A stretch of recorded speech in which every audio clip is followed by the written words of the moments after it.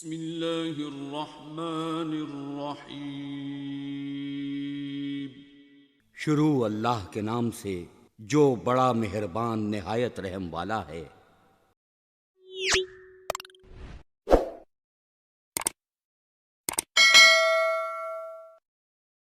مرنے کے بعد دوسری زندگی جو ہمیشہ رہے گی، اس میں ہر انسان کی آخری منزل ہے جو کہ جنت ہے یا پھر جہنم۔ لیکن آخر یہ جنت اور جہنم ہے کیا؟ کم و بیش تمام مسلمانوں کے ذہنوں میں اتنا تصور موجود ہے کہ اللہ تعالیٰ ایمان لانے والوں اور نیک عمل کرنے والوں کو آخرت میں انعام و اکرام سے نوازیں گے، جو کہ جنت کی صورت میں ہوں گے، جہاں وہ عیش و آرام کی زندگی بسر کریں گے، جبکہ ایمان نہ لانے والوں اور برے اعمال کرنے والوں کو آخرت میں اللہ تعالیٰ مختلف قسم کے عذاب دیں گے، جو کہ دوزخ کی صورت میں ہوگا، جہاں وہ تکلیف دہ زندگی بسر کریں گے۔ پہلے ہم اللہ کی رحمت یعنی جنت کے بارے میں قرآن و احادیث کی روشنی میں آپ کو چند تفصیلات بتاتے ہیں۔ جنت کی چوڑائی زمین اور آسمان کے برابر ہے۔ جنت کے پھل اور بہاریں دائمی ہوں گی۔ جنت میں بھوک اور پیاس نہیں ہوگی۔ اہل جنت سونے کے کنگن اور سبز ریشم کے لباس پہن کر تکیے دار مسندوں پر مزے کریں گے۔ اہل جنت عقل پر اثر انداز نہ ہونے والی سفید رنگ کی لذیذ شراب پئیں گے۔ اہل جنت کے لیے ہیروں اور موتیوں جیسی شرمیلی نگاہوں والی خوبصورت بیویاں ہوں گی جنہیں اس سے پہلے کسی جن انسان نے چھوا تک نہیں ہوگا۔ جنت میں بیماری، بڑھاپا اور موت نہیں ہوگی۔ اگر جنتی عورت اپنے کنگن سمیت دنیا میں جھانک لے تو سورج کی روشنی کو ختم کر دیتی ہے۔ اگر جنتی خاتون دنیا میں ایک دفعہ جھانک لے تو مشرق سے مغرب کے درمیان ہر چیز کو روشن کر دے اور ساری فضا کو خوشبو سے معطر کر دے۔ جنت کے محلات سونے اور چاندی کی اینٹوں سے بنے ہیں۔ اس کا گارا تیز خوشبو والا مشک ہے۔ اس کے سنگریزے موتی اور قوت کے ہیں اور اس کی مٹی زعفران کی ہے۔ جنت کے 100 درجات ہیں۔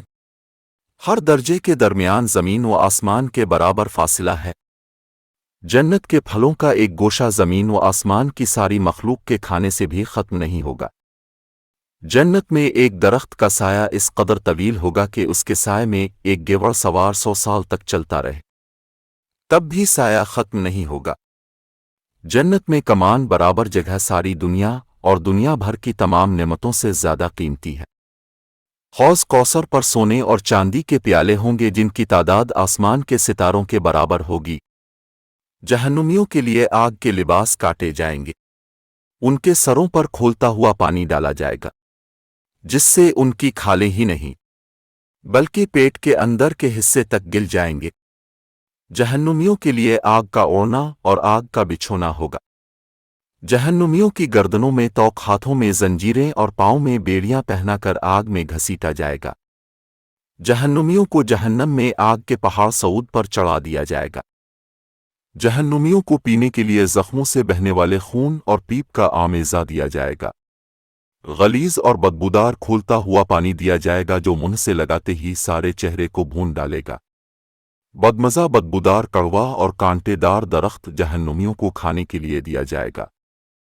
جہنم میں جہنمیوں کو مارنے کے لیے لوہے کے غرض ہوں گے۔ جہنمیوں کو تنگ و تاری کوٹھریوں میں ٹھونس دیا جائے گا جہاں وہ موت کی تمنا کریں گے لیکن موت نہیں آئے گی۔ جہنم کے بارے میں چند احادیث مبارکہ بھی ملاحظہ کر لیجئے۔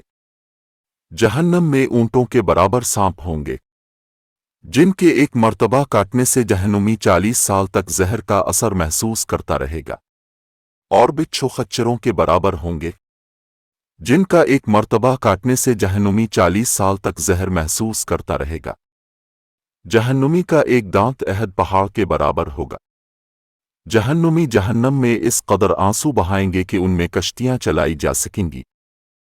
جہنم میں کافر کے 2 کندھوں کا درمیانی فاصلہ تیز روز سوار کی 3 دن کی مسافت کے برابر ہوگا۔